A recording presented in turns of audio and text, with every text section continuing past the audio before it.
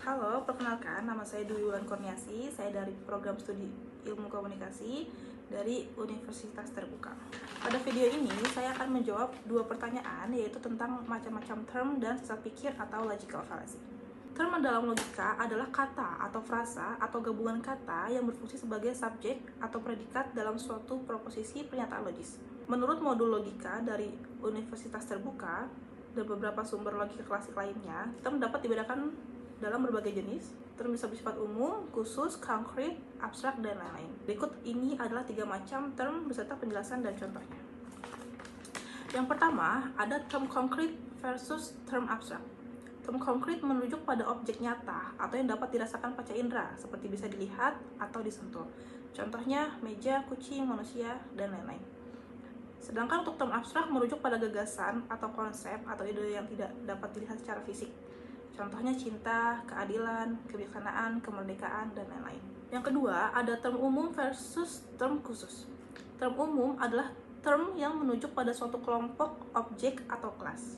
Contohnya hewan, yaitu mewakili kelompok anjing, kucing, burung, dan lain-lain. Sedangkan untuk term khusus adalah term yang menunjuk pada suatu objek tertentu, menunjuk suatu individu dari suatu kelas atau suatu kelompok. Contoh, ada seekor kucing bernama Gembul, atau ada seorang mahasiswa dari Universitas Terbuka bernama Bulan. Seperti itu. Nah, untuk yang ketiga, itu ada term positif versus term negatif. Term positif menyatakan sifat yang ada, keberadaan suatu sifat atau kualitas, seperti rajin, pintar, adil, jujur, dan lain-lain.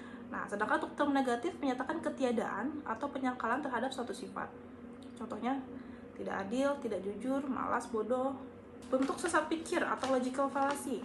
Logical fallacy atau sesat pikir adalah kesalahan dalam berpikir, dalam penalaran, yang menyebabkan suatu argumen menjadi lemah, tidak valid, atau menyesatkan.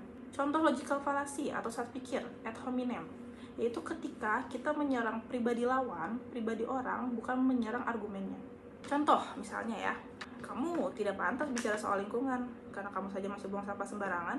Nah, argumen tentang lingkungan ini menjadi diabaikan karena menyerang karakter orangnya, bukan isi pendapatnya. Contoh kedua, kamu ini nggak usah bicara soal korupsi. Kamu juga kalau disuruh sama orang tua belanja ke warung juga kembaliannya masih suka kamu ambil kan.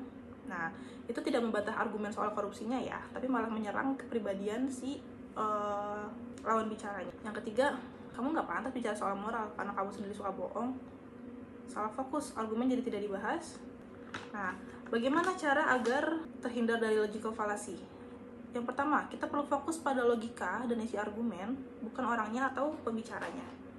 Yang kedua, gunakan logika, data, bukti objektif, bukan emosi atau asumsi. Jadi jangan sampai kita terbawa emosi ketika sedang berdebat ya. Yang ketiga adalah pahami, pelajari jenis-jenis sesat pikir agar dapat mengenalinya dalam diskusi. Yang keempat, latih berpikir kritis, kembangkan berpikir kritis dan logis ya saat kita menyusun maupun menilai argumen. Jadi supaya lebih kritis saat berdiskusi. Oke, demikian penjelasan saya. Semoga bermanfaat. Terima kasih.